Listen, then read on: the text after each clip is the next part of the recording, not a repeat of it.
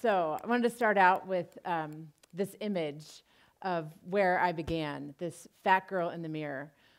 When I was growing up, that was sort of my image. That's who I saw, this fat girl. That's kind of how I identified my entire life, walking through the world thinking I wasn't good enough to be your friend. I wasn't good enough in school. I just wasn't good enough because I was the fat girl. And I had this pivotal moment with one of my friends. I finally said that out loud to her and said, I didn't think that I was really worthy to be your friend because I was the fat girl. And she's like, oh my gosh, I don't see you as the fat girl. I see you as the successful, professional, and all these different things. So it was really amazing to be vulnerable and be able to say that out loud to somebody that I didn't feel worthy of being their friend. I know that sounds kind of silly. This quote really is important to me. Be the change you wish to see in the world. That's something we've all heard, hear it a lot, but I wasn't actually living that. So I decided to create some change in my life. I've been in academia for quite a while. I've been an academic advisor for over 15 years, working with college students. And what I love about working with college students is watching them grow and change and reach their goals and their dreams and graduate and go do wonderful things in the world. And I also like to help students figure out how to be more successful. And what I would do, at one point in my life, I was sitting there working with students, talking to them about how to be a successful student, how to manage their time better, how to stay healthy and things like that. And I was sitting in the room looking like that. My life was in chaos. My life was unmanageable. I had an incredibly negative slant on the world. Like the lenses that I look at the world today through are significantly different than the lenses than I did 4 or 5 years ago. So I want to share with you a little bit about how that happened and how we can all have a different perspective. So the gal in the middle there is my best friend, Karen. Been friends with her since graduate school. She's the one that I had that conversation with, the I'm not good enough conversation. I don't think I can be your friend. We'd see each other in class, and I was like, God, there's something about her that was really powerful and cool, and I was like, I would love to hang out with you, but I was so insecure. I just didn't think that I was good enough. So we just started hanging out and started having these great conversations, and so she's been a really good friend over time. And she supported me in a lot of different ways. And I just want to share about that. So one thing, that was the before, this is the after. So it kind of led to the before and after. I had a conversation with her about what it is that I wanted out of life. She asked me, so what is it that you really want? Because I was in a really bad space. I had just had my daughter, who was 2 at the time. I was in a job that I was not so happy with. I was in a relationship that I wasn't so happy with. And life was not going the way I thought it would. And that's something else that taking a look at, I had this plan. I graduate from high school, I go to college, I graduate in a certain amount of time, I get married, I have the house, I have the car. Like, I'd worked myself into retirement already, and I hadn't even started college. So, and I know that I'm assuming you laugh because you can relate to that, right? A lot of times I talk to students, they come into the room to talk with me, and they're so worried about that next step. Like, what am I going to do? What am I going to be? How am I going to make money so I don't live on my parents' couch when I graduate, that kind of thing. And they're so worried about that next that we don't live in the what's happening right now. So I'm working on living in the now today. But so she'd ask me, what is it that you really want? And I didn't have an answer. I could think about what I wanted from my job. I could think about what I wanted to do as a parent or that kind of thing. But I never really knew what I wanted, like what my likes were and what my interests were, because I was so busy trying to please everybody else and fit in with the world, like the way I dressed or the way I talked or what I did. I was always trying to fit in, and I didn't know who I was. And the answer, long story short, the answer that I came up with was I wanted peace and serenity in my life. I didn't know what that was. I didn't know what that looked like. I just knew I didn't want the chaos and insanity that I'd lived in for so long. I could identify that. I could identify what I didn't want, but I didn't know what I wanted. And so through these tools that I'm going to share with you, that's kind of how I figured out where I want to go. And I I have to put pictures of her up there. She's now 6, and she's been one of the other motivations for me to change. I noticed that as a parent, I wasn't being the parent that I wanted to be. I checked out when I got home from work because everything was so stressful, and I abused lots of different things. I abused alcohol, I smoked, I abused food, I wore my misery, and I watched icky reality television. I noticed the more that I was putting like garbage in and garbage out, right? I was just not in a good space. And so another thing is that's been really helpful to me is to focus. When I focus on the problem gets bigger. When I focus on the solution gets bigger. And I was so busy focusing on the problem and how wrong everything was in the world and how much I didn't have and what I thought I wanted and what you were doing wrong. And I was so busy trying to change you, I couldn't change myself. And in that same conversation that I had with Karen, she said something about, you can change, I could change my job, I could change my relationship, I could move, I could change all these things, but the bottom line is that I follow myself wherever I go. That was so powerful to me to hear. I am wherever I go. And so I fundamentally needed to change, and that was so powerful to me because I really wanted to change everybody else. I didn't want to have to change myself. And when I figured out that I had to change myself, I'm like, oh, how do I do that? Just the changing what ifs to what could be's. I was so also worried about, I can't do this. Fear paralyzed me. I'm so worried about looking good. And this is the awesome part. I had a conversation with her on the phone. She was waiting for my call this morning before I got to do this talk. And this has been something that I've wanted to do for a long time.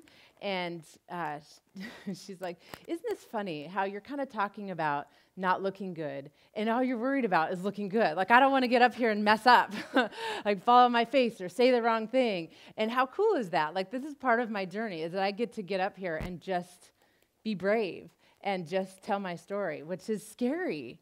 It's scary, right? And going through life is scary, but we don't talk about it. And that's something else, like as I'm working with students and behind that closed door, the things that they share with me, I don't think we talk enough about with each other. We don't talk about how afraid we are of that next step or that, again, that looking good. Like I have to get the right job and I have to have the right house and I have to have the right this and that. But what's really important, and this is something that I figured out too, what's really important to me when it comes down to it, like what am I going to regret when I die? Is it the job that I had or the house that I had that could burn down or the car that I could have that I could wreck or whatever? No, it's the personal relationships I have in my life. The things that, being that mom, being there for my daughter is super important. Being there for my friends and my friends being there for me. Like building up those 3 a.m. friends, that's something that's really important to me. And one of my goals when I was working on my vision a few years ago was to create more 3 a.m. friends through authentic, open, honest relationships. And I didn't know what that looked like. I didn't really know how to be honest and how to be open because I was too scared of looking bad. I didn't want to tell you what was really going on in my head because I was too worried about it. So that what ifs to what could be's, I was worried about the what ifs instead of thinking about the potential of what could be. And I had to put this picture in here because about that whole looking good thing. I walked through the world. I had this smile on my face. I thought I was chipper and happy and go lucky and like very extroverted and loved, working with people and stuff. But the smile that I had, and if you look at, like, I look at pictures now, it isn't as genuine as that. Like that comes from the inside. My insides are happy today, not just the outside trying to cover up. And that is amazing. So I really, really like this quote. It's on a scroll in my office that one of my dear friends gave to me. And it's really what I'm all about. That's what I'm all about, playing and laughing. Again, so worried about, having a kid kind of challenges me because I take myself way, way too seriously. So like getting down and playing with her, even if we're at home by ourselves, I'm worried about, okay, am I going to look too silly? No, like I just need to just chill out and have fun and dance and play. And that's something that I love to do. I love to dance. This is another quote that's really, really powerful to me and that I think is important, that whether you think you can or you think you can't, you're right. It sounds so simple, but it really is. Like if we've that power of positive thinking and actually believing we can do what we think we can do is incredible. Because if I've already made up my mind that I can't do it, I can't do it. So when I wake up in the morning, I have a choice. Yeah, I used to wake up and be like, oh, I woke up on the wrong side of the bed. This is going to be an awful day. And that's what I had. I had an awful day because I'd created that. I'd already had my focus on that problem, and it was going to be an icky day, and something bad was going to happen at work, and blah, blah, blah.